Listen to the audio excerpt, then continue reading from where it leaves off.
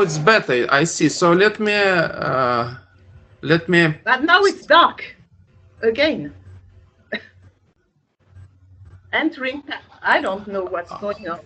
I don't know what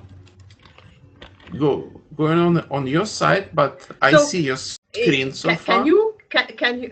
I don't know. Can you show the presentation?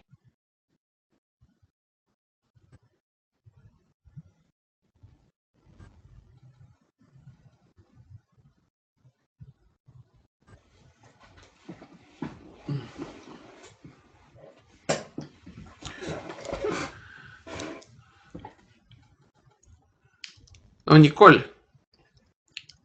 can you hear me?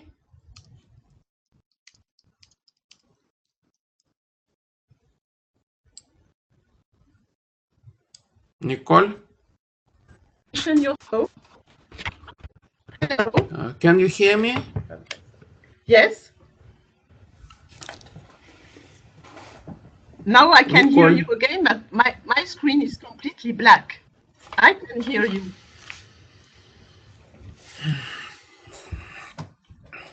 Nicole, what I propose to do, please turn off your video. Maybe this will free up some power for broadcasting the other stuff. Can you do so?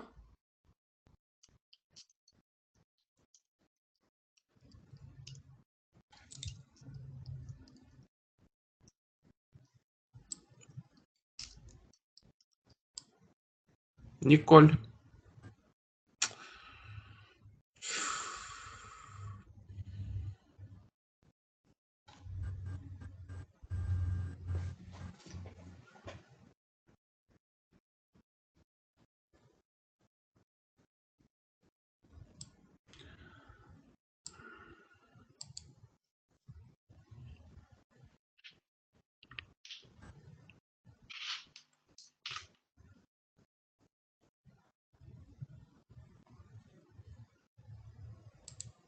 Nicole, can you hear me? Where is she?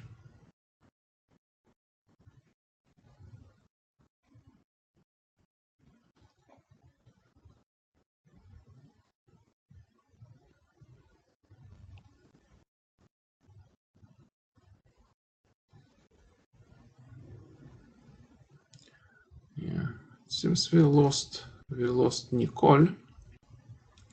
Anyway, assuming that Nicole will be able to reconnect, let me briefly introduce our today speaker.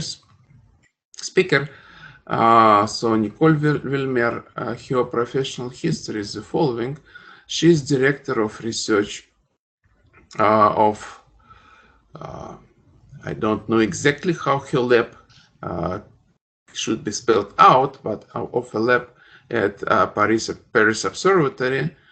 She got her PhD from University of Paris and spent 1 year at the beginning of her PhD at Space Science Laboratory at US Berkeley. Her expertise is in the field of study of solar flares and of acceleration transport of solar atmosphere of energetic electrons and ions. Her research is based on analysis and interpretation of radio, hard X-ray, gamma ray data and neutrons from flares, as well as development models of transport and radiation. She has been largely involved in analysis and interpretation of radio observation from French Nancy radioheliograph and of X-ray data and gamma-ray solar observations in the frame of guest investigator program of a few US missions, as well as collaborator with French team at CISR, which was responsible for development and analysis of Phobos experiment aboard Granat mission for solar bursts at high energy range from 100 keV to 100 MeV energy range. She is a QI on RESI mission and on STIX experiment on solar orbiter. Let me check if Nicole is back with us. Not yet.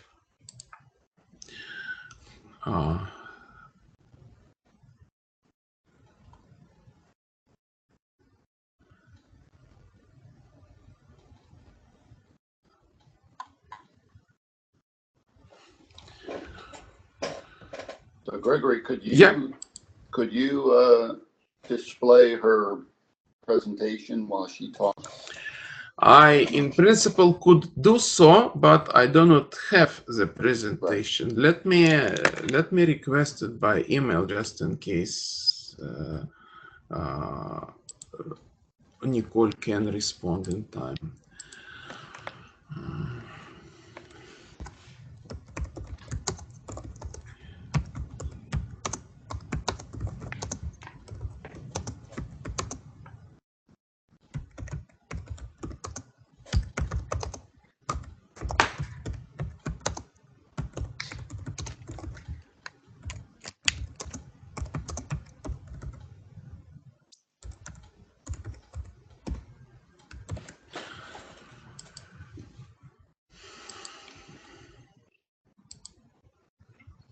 So I send a request to her, and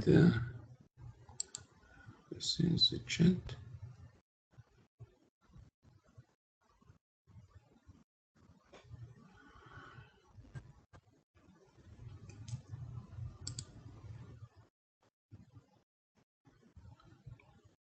Okay, so I assume that she might be rebooting her system, and that this can take a couple of moments, maybe a couple of more minutes. Meanwhile, I send her request to send me her PowerPoint. If she will respond, I will show the slides for her from my side.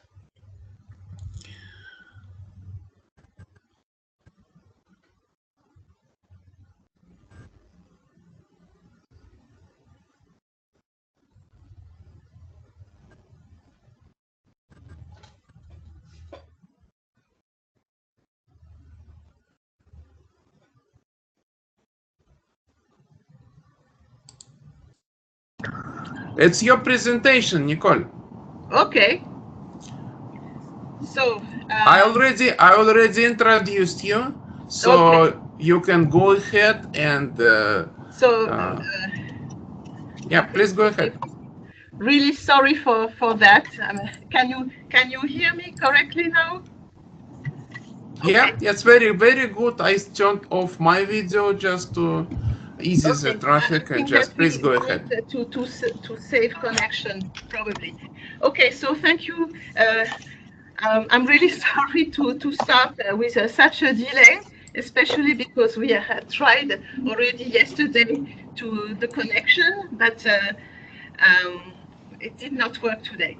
So first, I would like to thank Gregory to give me the opportunity to give this talk through WebEx, which is quite a challenge for connecting everything. And also, it's a challenge because it's the first time that I give a presentation without seeing anybody, and speaking to my screen. Okay, so the subject of my webinar today is related to a talk that I gave 2 weeks ago at a workshop in Calabria, where we had a very interesting workshop on particle acceleration and transport from the sun to extragalactic sources. There were very interesting discussion on turbulence, diffusion, and so on. But today, the topic of my talk will be only related to what happens at the sun. So in my talk, I will present, after an introduction, a short introduction, I will present some results that we have obtained recently with some collaborators on the transport of energetic electrons in the corona and from the corona to the interplanetary medium. I would like to take the opportunity to thank my co-authors, Sophie Musset from Minnesota, and Hamish Reed from Glasgow. Okay, as probably most of you know, the sun is an efficient particle accelerator. Particles are accelerated during flares, but also in association with the shock of the CME. And the sun produces both energetic electrons and energetic ions. Today, I will mainly focus on the problem of the electrons and forget for a while the story about the ions. So when you speak about energetic electrons, we know that a large number of electrons can be accelerated in the course of solar flares. Well, the canonic number is around 10 to the 36 electrons per second. The electrons produce a whole range of electromagnetic radiation when they interact with the solar atmosphere. You have here an example of a flare observed in X-rays with ReSi. In association with the X-ray emissions, we have, you can see the emission which is produced here from the 90 gigahertz to the 100 megahertz range. When we speak about emissions below 1 gigahertz, typically the emission mechanism is gyrosynchrotron emission from relativistic or ultra-relativistic electrons, which radiate in the magnetic field in the low corona. Now, if we speak about emissions typically below 1 gigahertz, now the main mechanism is related to the production of plasma waves and the conversion of these plasma waves to electromagnetic radiation. On the next slide, okay. On this next slide, now you see the same flare, but this time I've also shown the radio spectra obtained from here ground-based instruments, and you can see the emissions from 2 gigahertz here to something like 30 megahertz. What you can see here is that below 600 megahertz, typically, the emission the emission is narrow band. With you have quite a number of narrow band radio emissions, and the emissions drift from high frequencies to low frequencies. Some of the most famous type bursts, radio bursts, are type 3 and type 2 bursts. Type 3 bursts, which are related to the propagation of electron beams in the solar corona, and type 2 bursts, which are related to the propagation of shock corona and then in the interplanetary medium. So just as a reminder for those who are less familiar with radio observations, what happens, for example, in the case of the type 3 burst is that you have some energetic electron beam which is produced somewhere in the low corona. This is here the surface of the sun. The electrons the beam is accelerated, propagates from the sun to the interplanetary medium, and at each height in the solar corona, it excites Langley waves at the plasma frequency. So Nicole, I'm sorry to interrupt, but I think Bin Chen has his mic open. Bin, can you mute, please? Yes, I didn't realize. Okay, great. So that's better now. Thank you. So, when the electron beam propagates from the low corona to the high corona, at each level it will excite plasma waves at the plasma frequency, and then these waves are converted through electromagnetic radiation, either close to the fundamental frequency at close to omega p, or at twice omega p. So these are the fundamental and harmonic modes. And then as the result, the emission that is produced by the electron beam will drift from high to low frequencies as the electron beam propagates from the solar surface to the high corona and the interplanetary medium. So just still again some reminder, on where these radio emissions, these plasma wave radio emissions originate. So here again, as I repeat that the frequency of emission of these radio bursts is related to the plasma frequency, thus to the density. As the density in the solar atmosphere is supposed to decrease from the surface to the interplanetary medium, it means that the plasma frequency will also decrease with height or with distance from the solar surface in the corona. Then the emission frequency of these radio bursts will also decrease with height in the corona. So as a reminder, for frequencies, let's say, below the ionospheric cutoff, that is the radio emissions that we can observe from ground-based instruments, then the emission heights are something around 0.1 to 0.5, 0.6 solar radii above the photosphere. And this is well illustrated here on this figure here, where we have shown, for one example, the position of the radio sources of the type 3 burst observed with the Nancy radioheliograph at different frequencies, at 327 megahertz and 164 megahertz.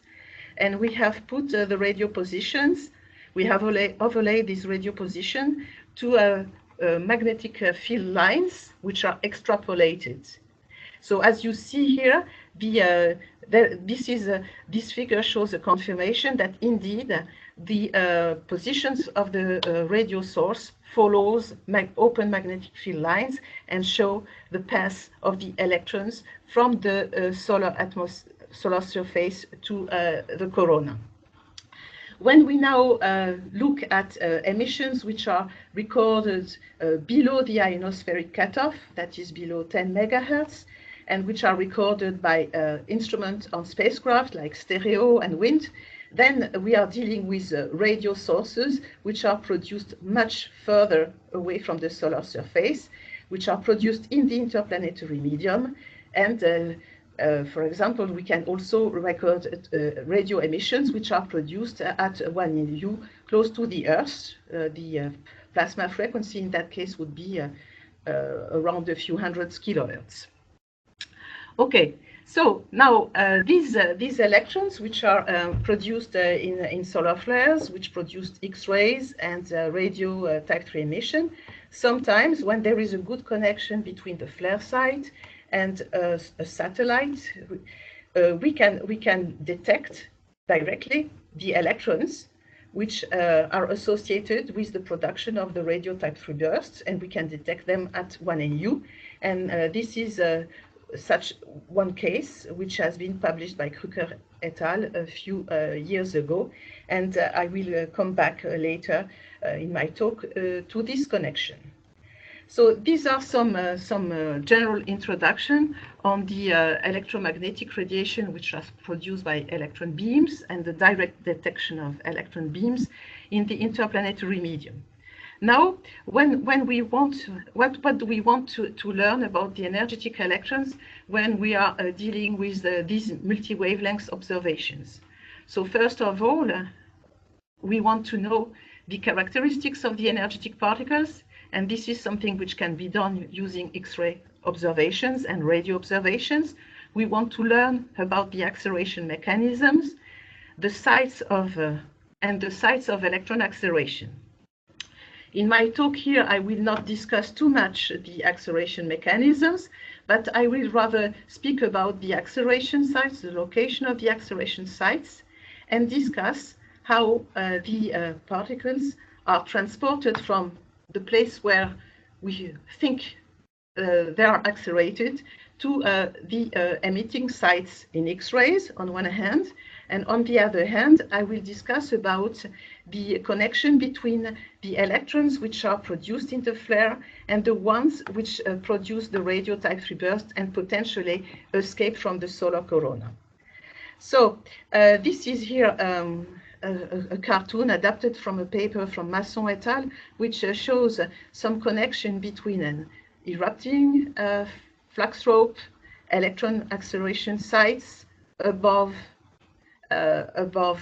loops in regions where you may have enhanced current sheets and enhanced particle acceleration.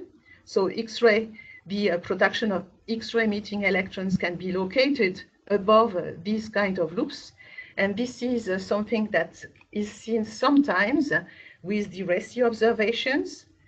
That is typically, here we see X-ray loops, no, EUV loops showing hot plasma above the solar in the low corona.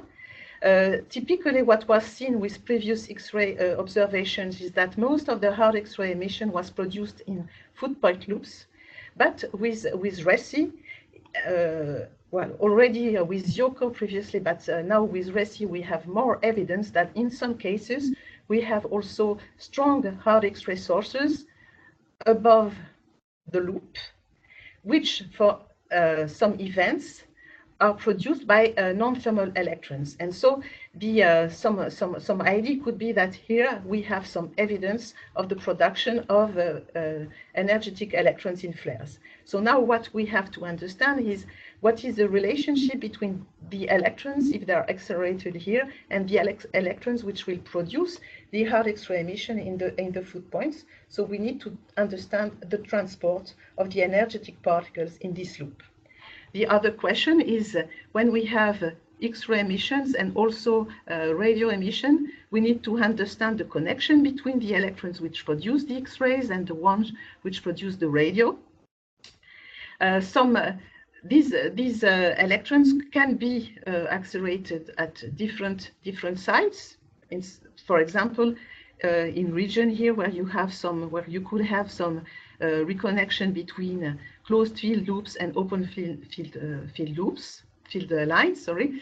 And then these electrons can produce radio emission and propagate to the interplanetary medium. So these are the two questions that I would like to address in my talk. The transport of the electrons from the acceleration site here to the foot points, and the transport of the electrons from the X-ray flare site to the interplanetary medium. Okay, so for the first part of my talk, I will recall some of the results which have been obtained with RESI and with the imaging spectroscopic capabilities of RESI. But first, I would like to remind that well, a few things about X-ray observations in solar flares. So here you have a typical X-ray spectrum as observed, for example, here by RESI, where you see that at low X-ray energies, that is energies below 30 keV, the emission is mostly produced by thermal Bremsstrahlung of hot plasma. And when you make images of the X-ray emission with RESI, this is a canonical case where we see the loop filled with hot plasma, which produce thermal emission. If you look at the X-rays at much higher energies, let's say above 30 keV here, the X-ray spectrum looks like a power law. It's produced by, and the X-ray emission is produced by Bremsstrahlung of energetic electrons. And the location of the RESI sources at this high energy is, as it has been observed for many flares, it's located in the foot points. However, these are the figures below. For a lot of events, for several events observed with RESI, it was found that in addition to the foot point sources, which are here in blue, we see also a non-thermal source, also in blue here, high in the corona. And when you make the spectra of both the foot point and the above the loop top source, you can see that even in the above the loop top source, the X-ray emission is produced by non-thermal electrons. And this is what we see here. The spectrum of the above the loop top source is in red. So you see that most of the emission comes from, looks like a power law, so it's supposed that it comes from non-thermal electrons. So this region could be considered as, can be the place where energetic electrons are accelerated. So now, what is the connection between the electrons which are produced at the top of the loop and the ones which produce the X-rays at the foot points? So I would like now to come back to a very simple cartoon and to some basic things about the production of X-ray emission in solar flares. So in the so-called standard model or canonical model that we have been using for many years, the electrons are accelerated somewhere in the corona, and then most of the electrons propagate down to the photosphere, produce X-ray emission in the dense regions through and in the thick target approximation. That is thick target. It means that when the electrons reach the chromosphere, the dense chromosphere, they lose most of their energy there while radiating X-rays. In these conditions, it has been shown in the literature that we can find a very simple relation. Maybe sometimes it's too simple, but let's keep things simple for the time being. We can find a simple relationship between gamma, which is the spectral index of the photons, and delta, which will be the spectral index of the energetic of the energetic electrons which are in the source. So in the thick target case, you have this simple relationship. Gamma is given by delta minus 1. On the other hand, in the region where we suppose the electrons are accelerated, they can also produce X-ray emission, even if the medium is not very dense. But in that case, they produce emission in the so-called thin target approximation. That is it's just like a leaky box. They enter the box, produce X-ray emission, and go out from this box. In that case, the relationship between the photon spectral index and the electron spectral index is given now by this relation. So now, if you are able to measure the X-ray photon spectrum at the loop top and at the foot points, in such a simple case, you should find a relationship. You should have a difference of 2 between the spectral index at the top and the spectral index at the foot point. And if you consider that the matter here in which the electron propagate is not very dense, then there will be almost no collision losses, and you can expect to have the same rate of energetic electrons everywhere in the loop. So the same rate of energetic electrons at the loop tops and at the foot points. So this is this is a very simple model. And in fact, okay, I will skip this one. In fact, when with RESI, we have with this possibility of RESI to make images and to make spectra at different locations in the solar atmosphere, it appeared that this is not always as simple as I just explained.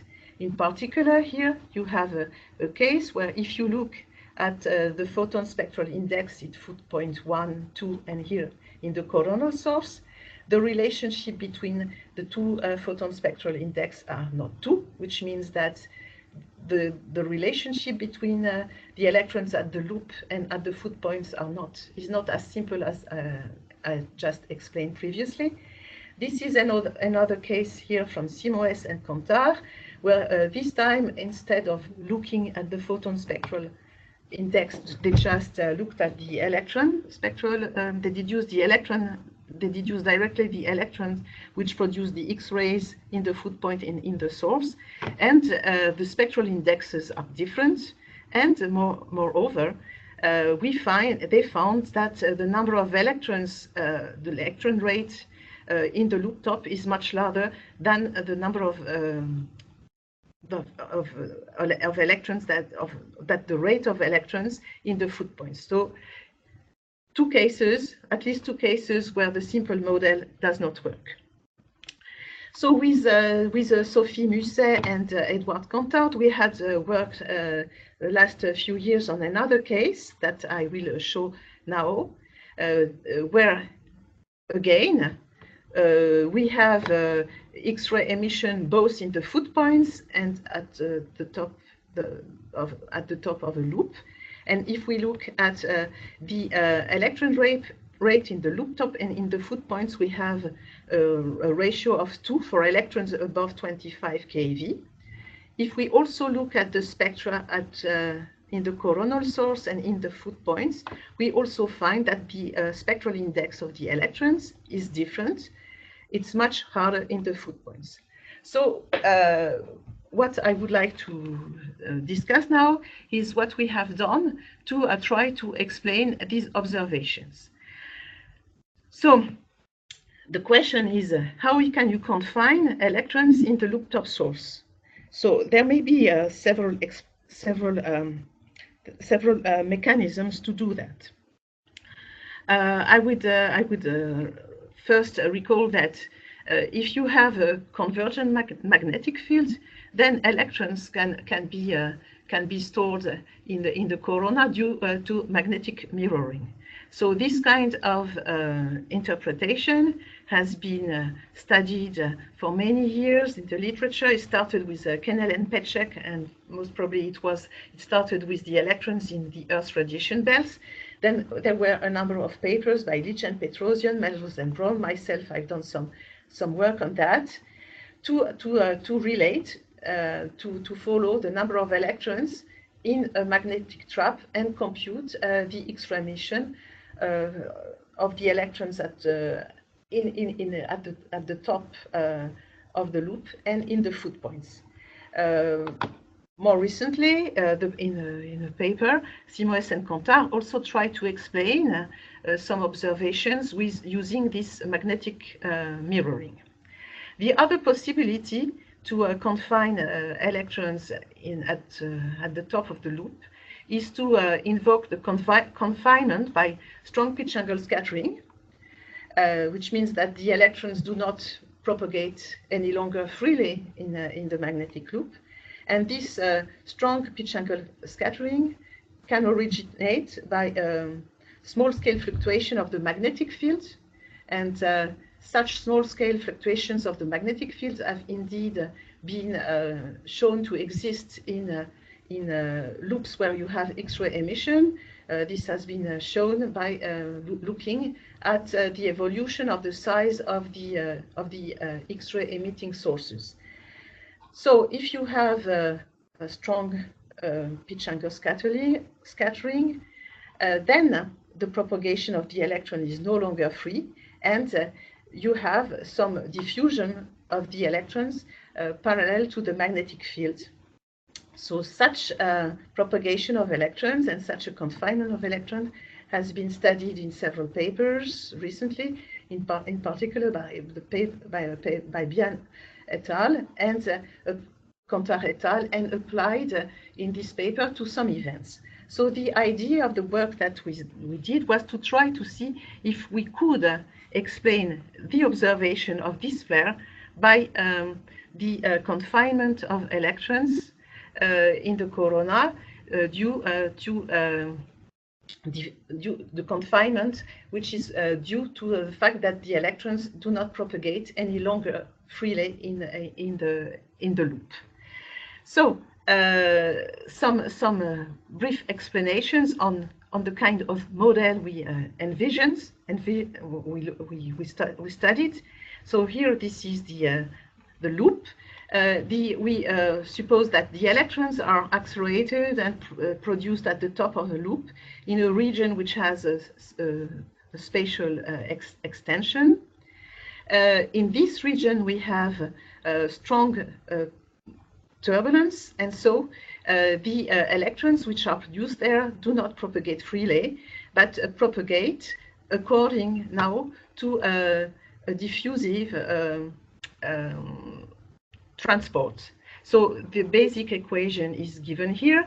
This is here the source of the accelerated electrons.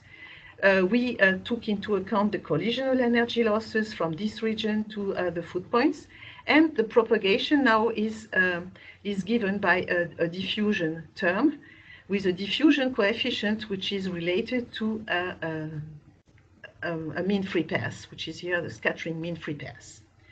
So there are a few free parameters in the model: the injected electron spectrum in the source, the ambient density of the loop, the scattering mean free path, and the size of the acceleration region. I will not go here into all the details of the fit, but I will rather show some of the results which is shown in this paper. Here we have reproduced the electron density above 25 keV present in the loop at the loop top and in the foot point. And here, this is the result of the model. If we, with a choice of parameters which fit well the observations. And the important point here is that we can, we show that we can explain the observations with a mean free path which is of the order of 1/10 to the 8 centimeter for electrons around 25 keV, or around from 25 to 50 keV. So now, more interestingly, for this event was also observed at radio wavelengths with the Nobeyama radio heliograph. So you have here the superposition of the radio source at 34 gigahertz observed with Nobeyama and studied in the paper by Kuznetsov and Kontar. You have here overlaid the contours observed in X-rays. So what was done in this paper is to try to explain not only the confinement of the electrons which produce the X-rays, but also the confinement of the electrons which produced the radio. The radio emission is produced, in fact, by electrons which are of slightly higher energies than the X-rays. It is shown in this paper that the electrons which produce the radio are rather above 100 keV. And as you see here, this is the confinement of the electrons producing the radio is stronger than the confinement which produce the X-rays. So if we want to explain also this profile with the same kind of model, what we found out is that we need to have a scattering mean free path which is much smaller. This is the plot in green here for the electrons which produce the radio than for the electrons which produce the X-rays. So as a conclusion, if we look at the interpretation of this event observed both in X-rays and radio, we found that the diffusing transport can describe the observations of this event, both from for the X-ray emitting electrons and for the radio emitting electrons. But in that case, we need to have an energy dependence of the scattering mean free path, and the scattering mean free path for the electrons around a few hundred keV being less than the one at low energies. Okay, and we think that this is one of the first evaluation of this kind of thing in the solar atmosphere. Okay, now obviously we need to understand the reason of that. But what I would like to point out now is that if we now look at what happens in the interplanetary medium, such a decrease of the mean free path with energy that is here with rigidity and also with rigidity has been observed for a few electron events in the interplanetary medium by Droege, and this is the plot here, and Ageda et al. And you see that in some cases we have also this this diminution of the scattering mean free path with rigidity. So this will be my conclusion one. So I think that with RESI we have learned, and the imaging spectroscopy capabilities of RESI, we have learned a lot of new things on the number of electrons which produce coronal X-ray sources and the number of electrons in the foot points. So it allows to study the transport of the energetic electrons in the low corona. We have shown in this paper that the diffusing transport of energetic electrons can explain some of the observations, and we have had shown some evidence of decrease of the scattering mean free pairs with energy or rigidity in the corona.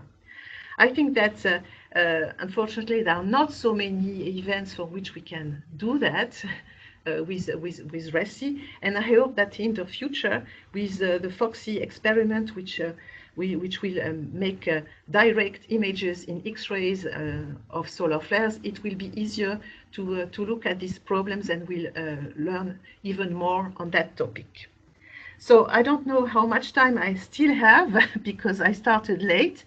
But if I you still have time, you can go ahead. Yeah. Okay, so if I still have time, I would like to go to the second point of my talk, which is related to the transport of the electrons from the flaring site. So the electrons which produce X-rays and radio bursts, and the ones which escape in the interplanetary medium. Okay, so I think that at the beginning of my talk, I already gave the general introduction of the subject, but just to remind here the different things. So sometimes, for some flares, we can find a very good correspondence between the X-ray emission, which is observed by RESI, and which is produced by Bremsstrahlung of the electrons in the low corona, essentially in the foot points or in the coronal source, and the radio emission produced by electron beams, type 3 bursts. So this is one example here where you have clearly the X-ray emission and a set of radio type 3 bursts which starts at 400 megahertz and drift and propagate in the interplanetary medium and reaches eventually here the Earth orbit. Okay, so there have been also a few studies in the past trying to link the energetic electrons which produce the X-rays and the ones which escape and are detected directly in the interplanetary medium. So of course, a direct link cannot always be observed because you need to have a good connection between the flare site and the place where the electrons are detected.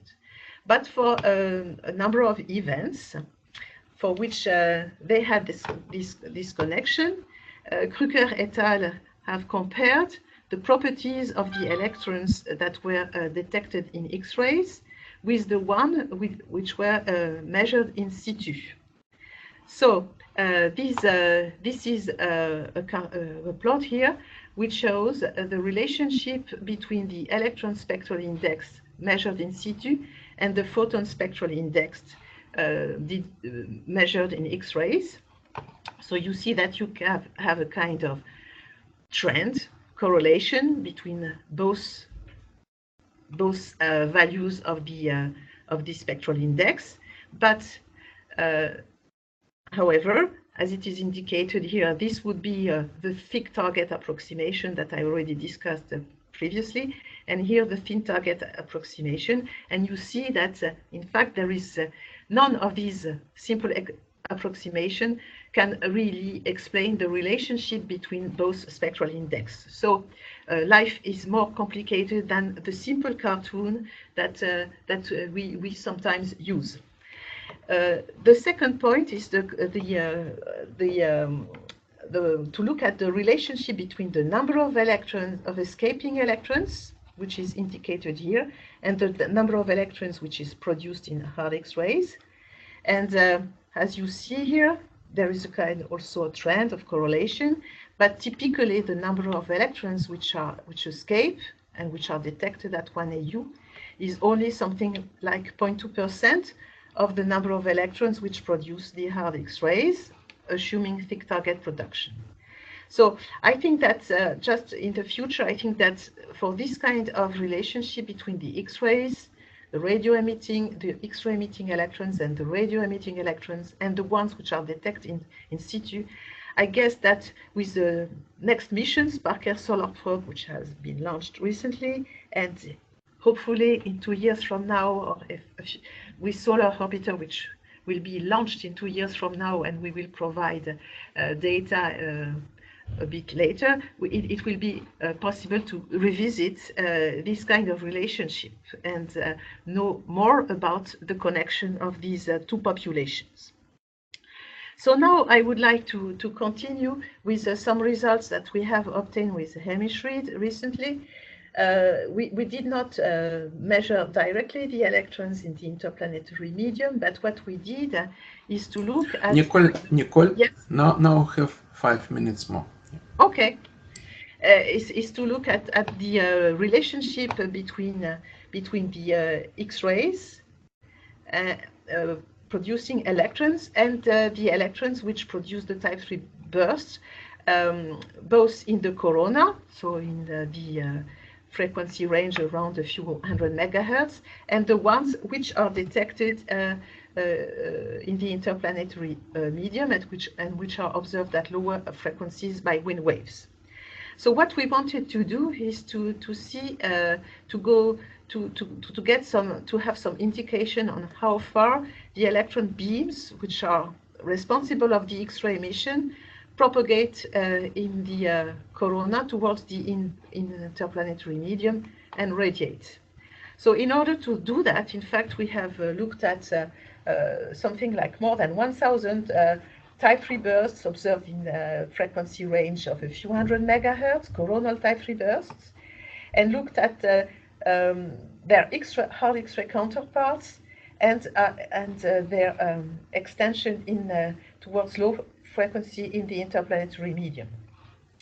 So what we have found for this sample of coronal type 3 bursts measured over 10 years of data, we have found a 28% association rate between group of type 3 bursts at a few hundred megahertz and X-ray flares.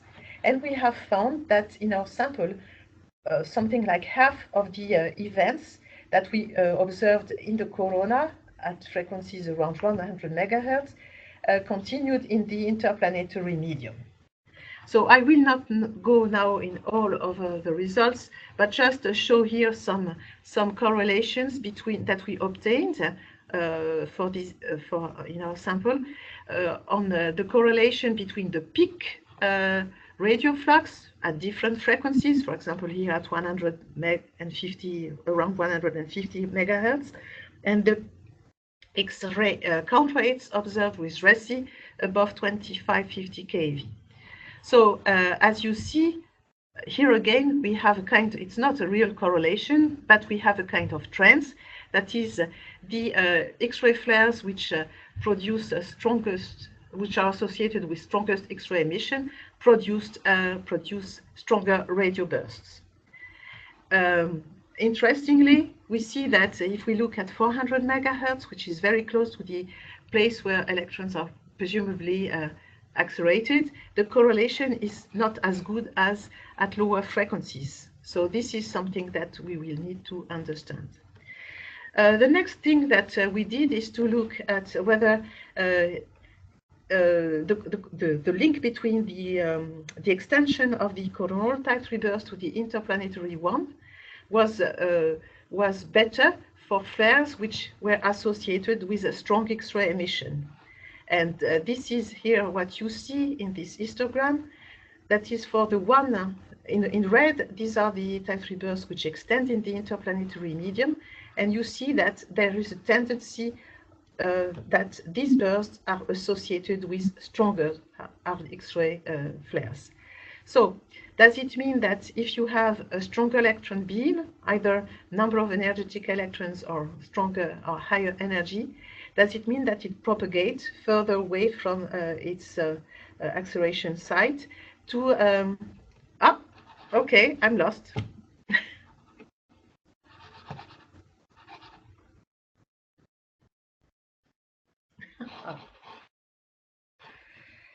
Weird.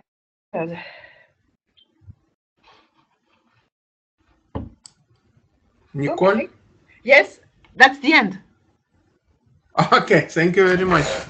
Okay, sorry. So thank you very much, Nicole, for your talk. Any questions or comments? You can unmute your microphone and ask question. Go ahead to do so. Hello. Yeah, Hugh? Oh, I see Lucas. I see Lucas's face. Hello, Lucas. And it reminds me about my question about the turbulent trapping. So, Nicole, Bob Lynn never really believed in that principle because his thought was that if there is turbulence in the mirror point, there would be particle acceleration, and the particles would just get out anyway because they could escape at higher energies. Do you have any comments about that, or maybe Lucas also would have some comments?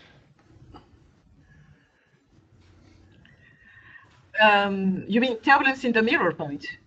I mean, yeah, it would also accelerate particles as well as slow them down. Yes, of course, of course. Okay, I completely agree with you. In fact, what we did that is only to treat the diffusion once the electrons escape from the acceleration region. But indeed, that's true that you need also turbulence if you want to accelerate particles in how to say, in stochastic acceleration mechanisms, for example. So turbulence can play a role in both the acceleration of particles and the transport of particles. Yes, but I think Bob Lynn's point was that the foot points would not be any dimmer because the particle energy would still get through the turbulence. Hello? Hello?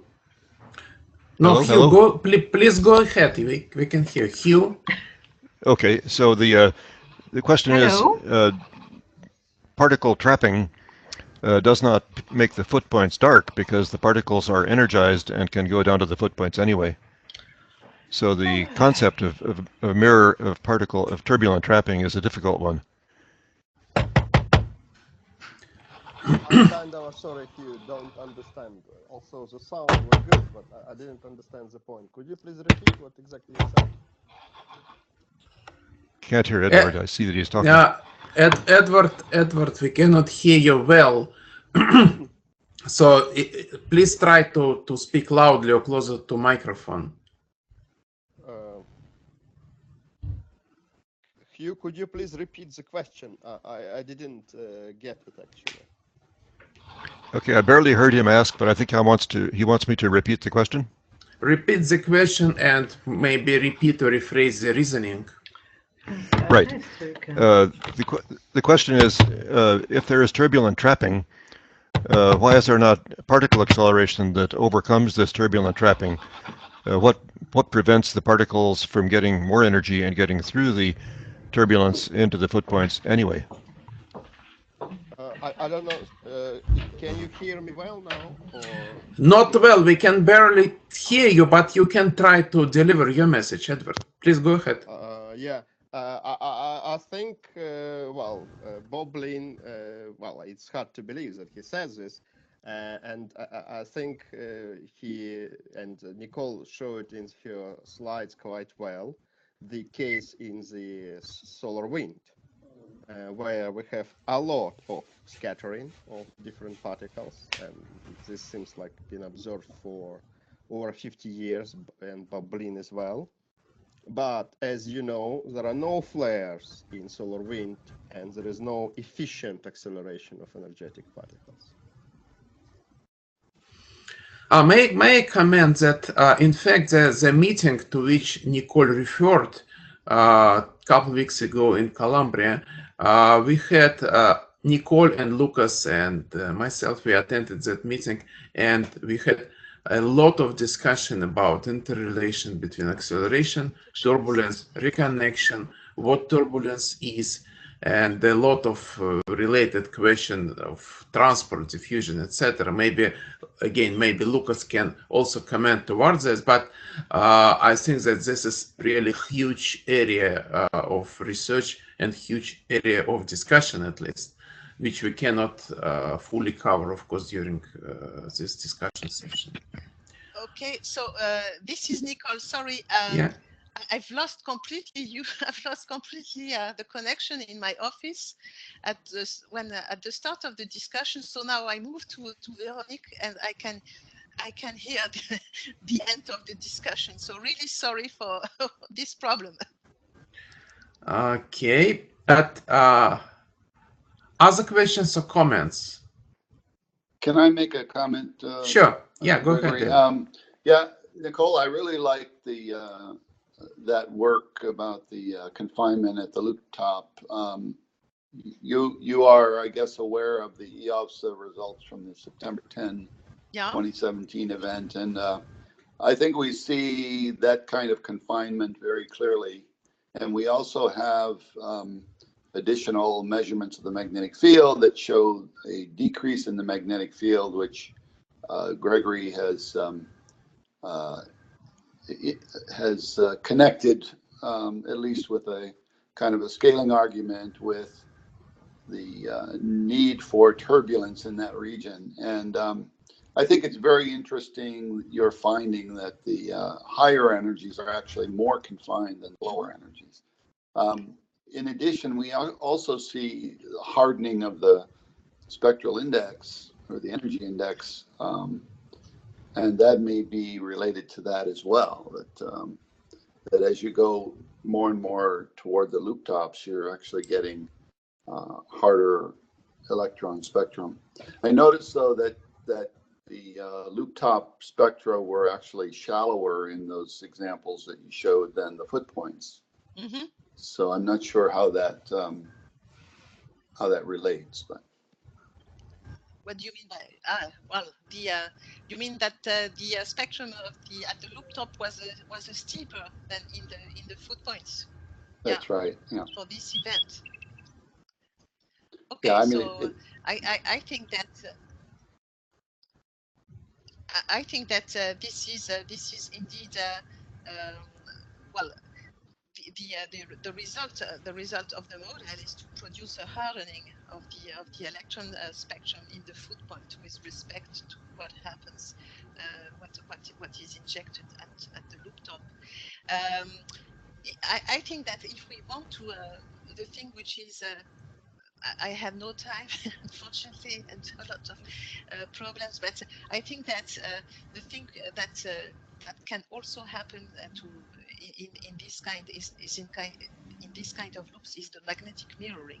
So in the diffusing in the model which has been developed by Edward and that we used to reproduce the X-ray and the radio observations, there is no magnetic mirroring. So maybe I think that it would be quite useful to incorporate that, because maybe the confinement is in fact due to both effects, magnetic mirroring and confinement due to turbulence. And especially if with the OFSA observations you have some idea of the magnetic fields at different heights, this would be probably very, very useful as an observational constraint to try to explain the observations.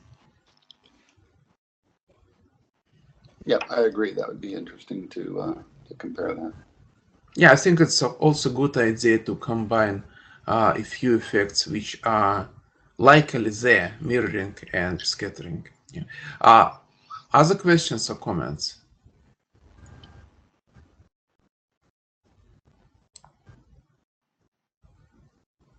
Edward is unmuted. Edward, do you have further comment or question? Well, I can briefly comment about the role of the mirroring and the role of turbulent trapping. there are certain similarities, as Nicole said. I would also add additional interesting feature is that the mirroring is energy independent, while the trapping would be dependent on how the energetic particles are scattered as a function of the either rigidity or kinetic energy. And these things can be basically confronted with the observations. So if we have, say, a stronger trapping at one particular energy or at particular energies than at the other, it's very difficult to assign it to just mirroring. Oh, Edward, that's absolutely true. It's difficult to assign it to just mirroring, but it's possible to assign it to a combination of mirroring and scattering. And final transport regime will depend on if you include mirroring or not. So this is the point. And in this point, I agree with Nicole, of course. Yeah. But I would Can think. I make a comment? Can I make a comment? Sure. I think all the time when we are speaking, and this is the work that in my group we're doing now, is that we are discussing weak turbulence and all the concepts that we have been discussing about the transport and their scattering and their acceleration is depends strongly on our understanding through the transport equation, which is based on weak turbulence.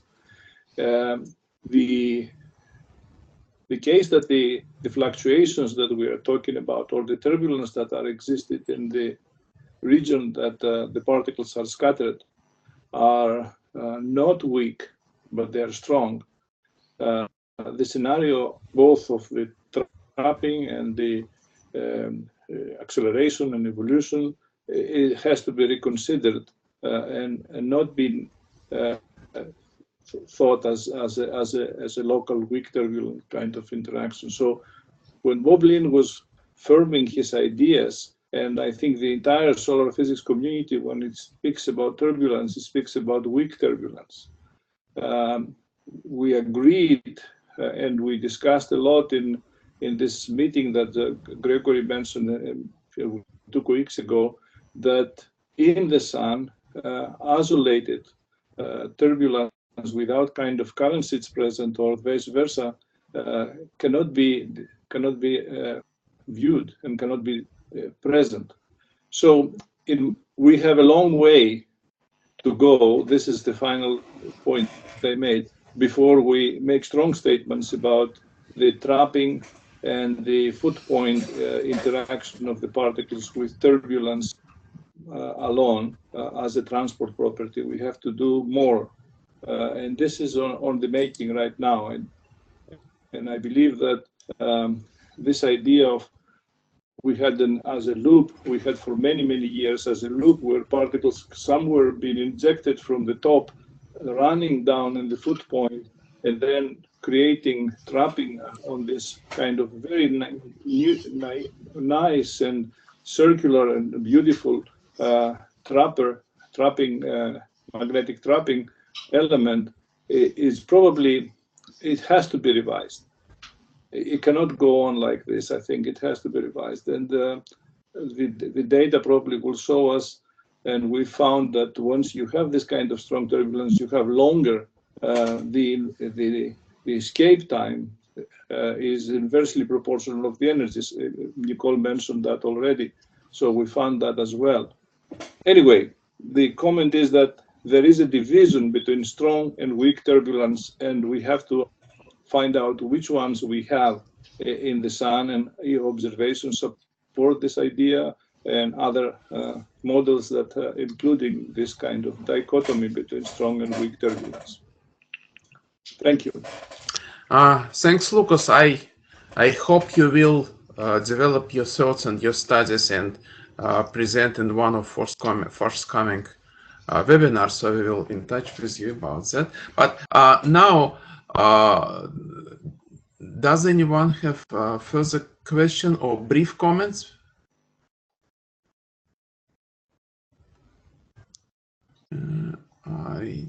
don't see any microphone unmuted. In this case, let me thanks every participants for participation. Let me thank speaker. I don't think that we will have talks during December because of fall AGU meeting conflict and then Christmas holidays, but we will resume early in January. So thank you very much. Thank you. Okay. Thank you very much. Thank you, and sorry for all these technical problems. Okay, no problem. Thanks, Nicole. Bye-bye.